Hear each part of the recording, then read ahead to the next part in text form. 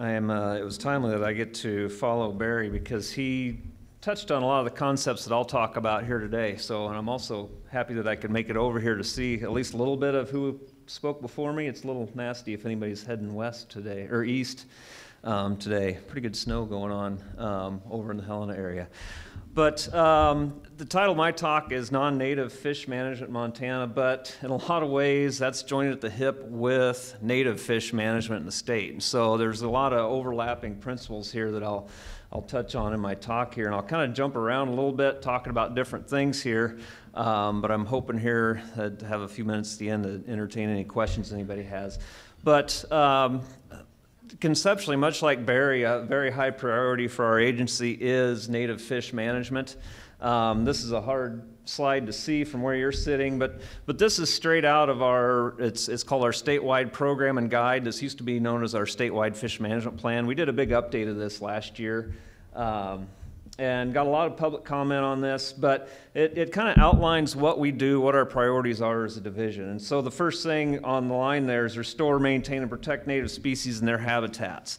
And so native species, that pretty clearly says that that's a very high priority there. But then on down the way there, the third bullet says manage game species in a way that provides recreational and sustainable harvest opportunities while minimizing conflicts. So as an agency, that puts us kind of in that juggling spot where native species are a priority, but we're also an agency of opportunity. We have to provide fishing opportunity, and much of that fishing opportunity is through non-native fish. And so just some general definitions here. This gets jumbled up, especially through the public. A lot of the big public processes that we've gone through in the last 18 months or so, we've got a lot of feedback from folks, and there's kind of a general misunderstanding from our angling public what a lot of these terms mean. Native fish, that's pretty easy. That's fish that were here before European settlement, before we started settling over here and moving fish all around. Kind of pre-Lewis and Clark is sort of the benchmark. What species of fish were already here? Non-native, those are fish that we dumped in here, that we brought here. Again, mostly for fishing opportunity. A lot of the time, you go back in the early 20th century, a lot of these plants were just to provide a source of food. And so a lot of non-native plants, just like what Barry described, that just went in kind of all over the place willy-nilly. Where our angling public kind of gets hung up is with the term wild. Wild fish are what we consider, these are fish that are just reproducing out in the wild, just like it sounds like. This is real rocket science here, this fisheries science.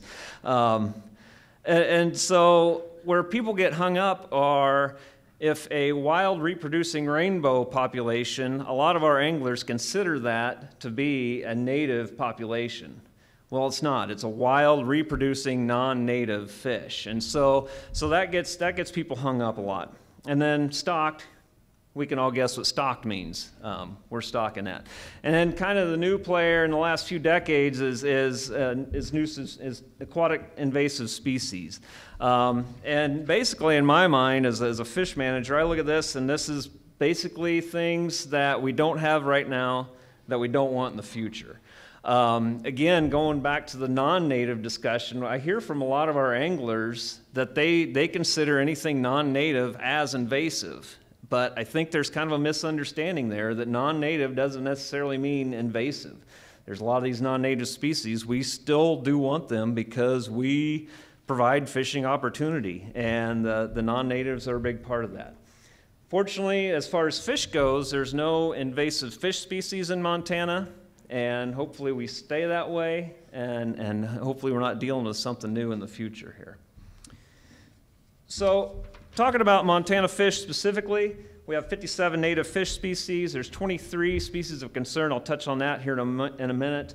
A lot of native fish, there's kind of a divergence there. Some people do think of our native sport fish that we do have out here. Paddlefish is a very popular one. Yellowstone cutthroat trout, channel catfish, sauger, northern pike are a native in one drainage of the state. And so pretty diverse suite of native species, especially as you get out in eastern Montana into the prairie regions. 34 non-native fish species. A lot of the non-natives are our most popular angling species: rainbow trout, brown trout, walleye. And then, like I said earlier, some of these species cover both bases. They're native in some drainages, non-native in others.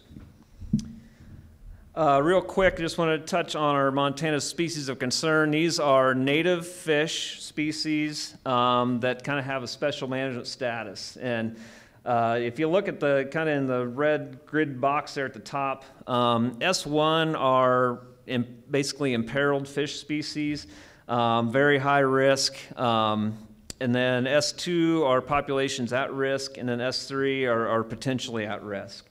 And where we're at in Montana as far as native species of concern, we do have 3 listed species. Kootenai River white sturgeon and pallid sturgeon are both endangered through the Federal Endangered Species Act. And then bull trout, which Montana considers an S2, those are listed as threatened. So a specialized federal designation there. But we do have some S2 species that are popular sport fish that are very high at risk, but we still manage those as sport fisheries. Those would include paddlefish, Yellowstone cutthroat trout especially, and then sauger also. All very popular sport fish.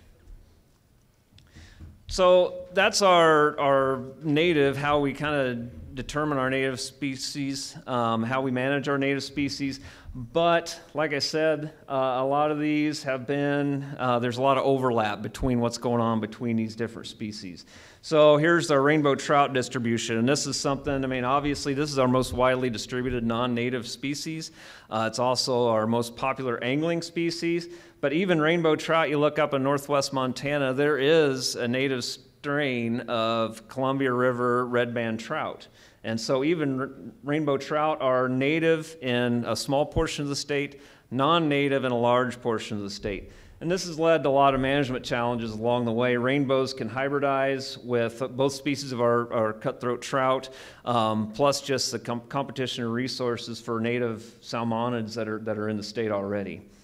I mentioned cutthroat trout. Even these species are pretty complicated to manage from a native, non-native status. West Slope cutthroat trout, here on each side you got West Slope and Yellowstone cutthroat trout distribution maps. Probably kind of hard to see, but if you look at the colors from where you're sitting, you can see how Yellowstone cutthroats have been largely stocked into native West Slope cutthroat range. Yellowstones typically grow quite a bit larger. They grow faster. They're a little more desirable as a sport fish, and so a lot of our West Slope cutthroat native areas, over time, we stocked Yellowstone cutthroat in there. And so that's leading to problems as far as preservation of our native West Slope cutthroat stocks. And so it's a very complicated scenario to figure this out. You notice if you look at the Yellowstone side, there's really not many West Slope invasions into Yellowstone territory. And a lot of that is just from sheerly a sport fishing perspective. And then another distribution I wanted to bring up, especially with this group, is northern pike. Again, they're native in the St. Mary drainage only in Montana, but this is another species where they've been stocked and planted all over the place. I know there's been discussion, especially in the Pacific Northwest, of considering northern pike as an invasive species. I'd say Montana's a ways away from considering them an invasive species, but it is a species of cause of concern for us, both in the western side of the state here. They are a very voracious predator, and then spreading on down the Columbia River system. And then when you get out in eastern Montana in the plains, we're seeing areas where northern pike have been introduced in some of these small prairie streams, and once pike are in there, they're basically wiping out entire suites of native prairie small-bodied fishes, so little minnows that are native to Montana that are getting gobbled up by northern pike in a lot of these small prairie streams. So pike's is a big issue on our radar as well, but also a popular sport fish. So again, delving into these non-game species and how we manage them, do hear from a lot of constituents, a lot of people and policymakers say, well, let's go all in on native fish management. Well, we're doing the best we can, but again, like I said earlier, we're obligated to manage for fishing opportunity, and so that fishing opportunity lies in these non-game species. So if you look, just this is from every other year, every other license year, we do.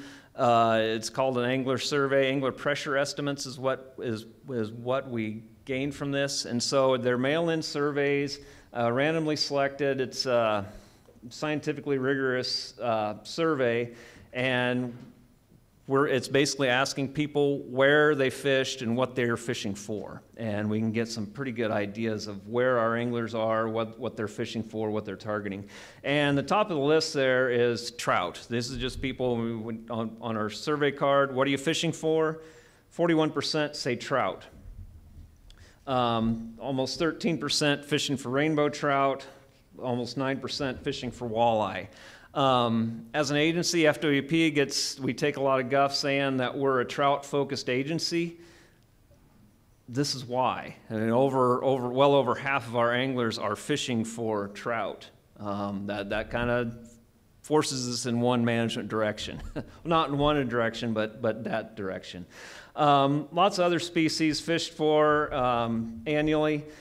But also, we can take this survey data, and then we also have really good economic data. We have a responsive management unit, a human dimensions unit. This is what they do as part of our agency, is how are people interacting with these resources that we're providing. And so a lot of stuff on this table, but the bottom two rows there on the table, river stream anglers, lake and reservoir anglers, this is the number of dollars spent per trip. A trip is just what people spend to get to the river, the tackle they buy for that day. I think non-durable goods or durable goods, I always get that mixed up. I'm not an economist, but it's basically what they're spending to fish that day on that river or in that lake. And so it comes down to basically residents to fish in a river or stream each day. The average cost is $103 a day for residents, $650 for non-residents. That includes the fees to get to the river, flying in, airport fees, all that stuff. Lake and reservoir anglers, on average, residents spend $90 a day and $98 a day for non-residents to fish in reservoirs in Montana. So if we kind of marry these two principles here, and we can get some rough calculations, general calculations on what people spend to fish in Montana. So going back to that previous what people are fishing for, 61% of anglers are fishing for trout, rainbow trout, brown trout. Couple that, I forgot to point out earlier that the total cost is about $948 million that people spend in the fishing industry in Montana, and that's just for those daily trips. So that $948 million, take 61% of that, and you're just a little bit over $500 million people spend to fish for trout in Montana. So again, that sort of gives us direction on what we should be managing for. We're a trout state, and people spend money to fish for trout. That's where our resources go. A couple other things I wanted to point out here. Walleye is a very popular sport fish in Montana. We've put a lot of resources in managing for walleye. Almost $88 million spent for walleye fishing in Montana.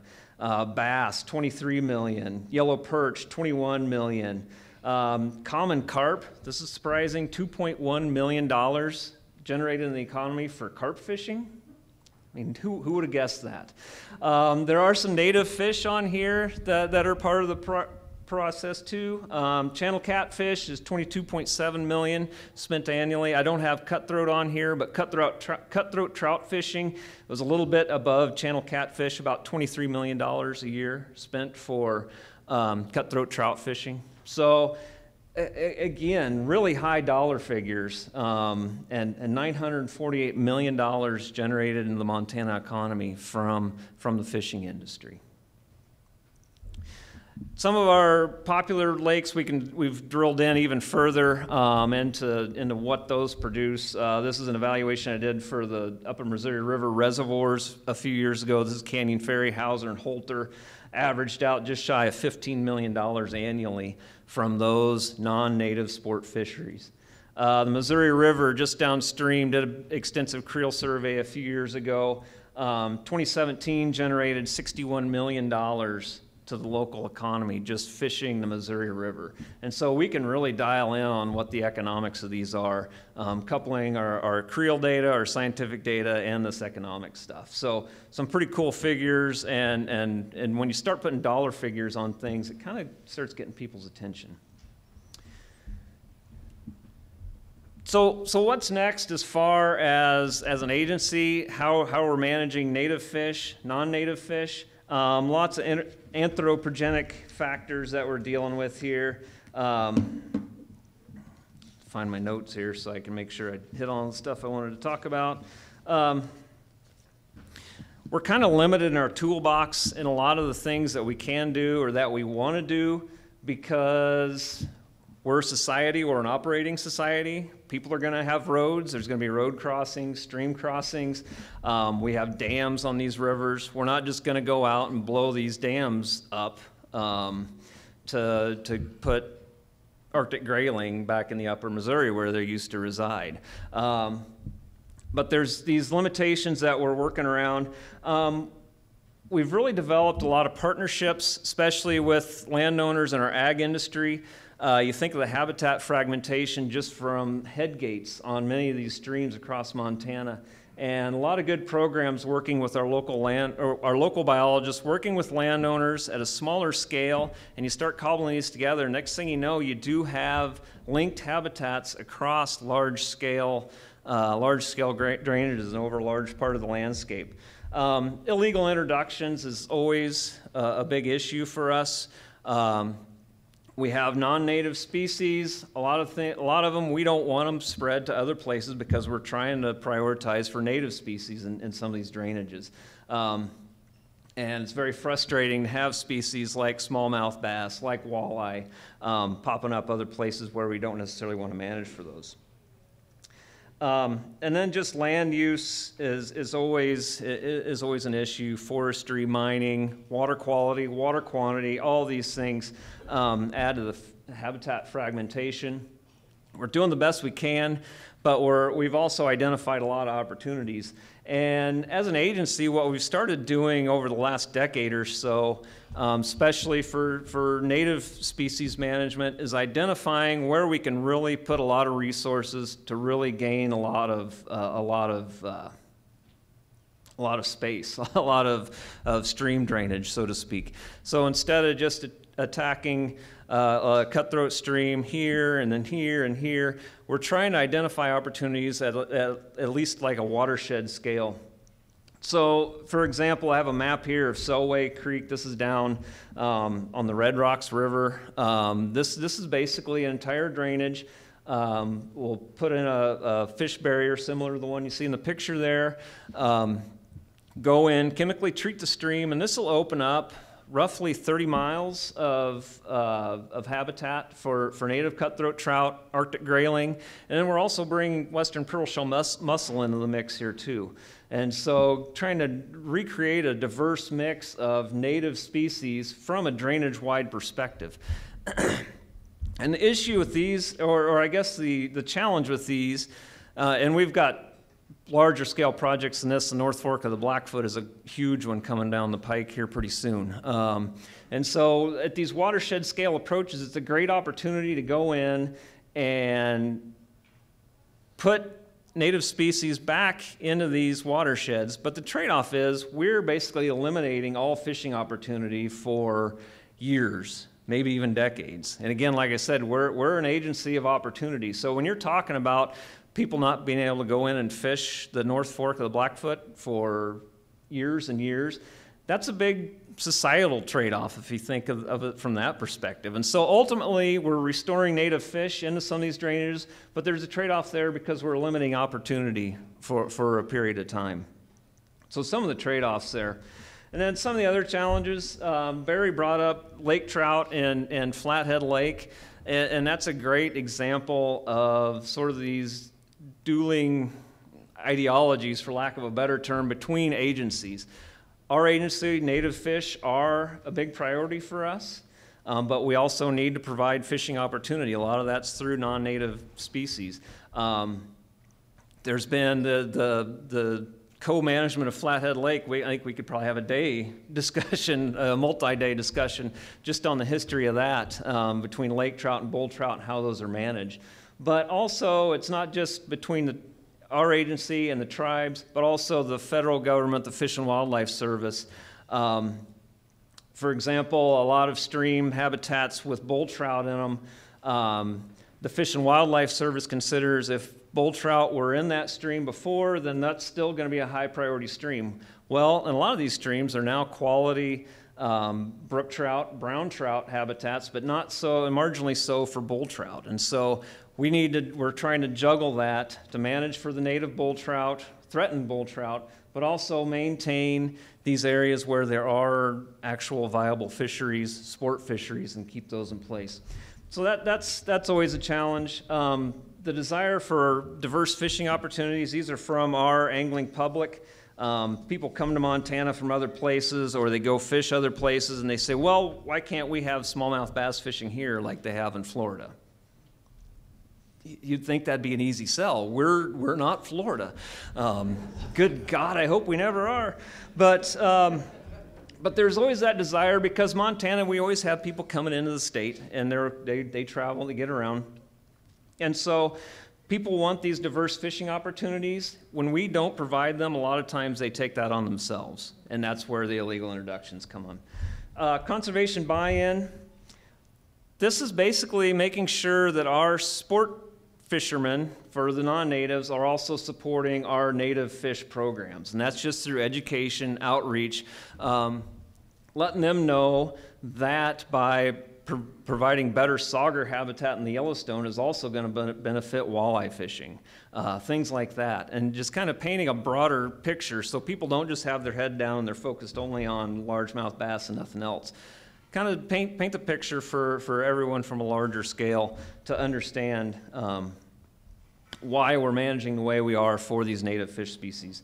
And then what's the next big thing? That's always the challenge. As a fish manager, you don't know what's coming up next. Is there going to be a bombshell illegal introduction somewhere that's going to blow up and take off? Pathogens, AIS, all the big things out there.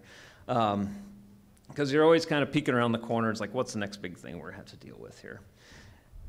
And then I wanted to throw this on here just as an outreach tool. Our fish crew across the state about a year ago started these hashtag Fisheries Fridays, and a lot of other states do this as well, or other agencies. Ours is the best. But it's been an awesome outreach tool, and it's been amazing the feedback that we get from these Fisheries Friday. This is a post from just earlier in September about bull trout. We were coming into bull trout spawning season. So just the interaction that we've had from the public with this, online trolls and all that stuff, people can be pretty mean and vicious, but this has been such an awesome, positive outreach with folks, incredibly popular. And really helped get our message out of things. So that's one outreach tool that we've used, is kind of help educate folks on those sorts of things. So I just wanted to throw that out there. So follow Fisheries Friday, Montana Fish, Wildlife, and Parks, the best in the biz. I'll be around here for a while this morning. Anything else you want to chit-chat about, give me a buzz. Here's my contact information as well. And thanks for your time this morning.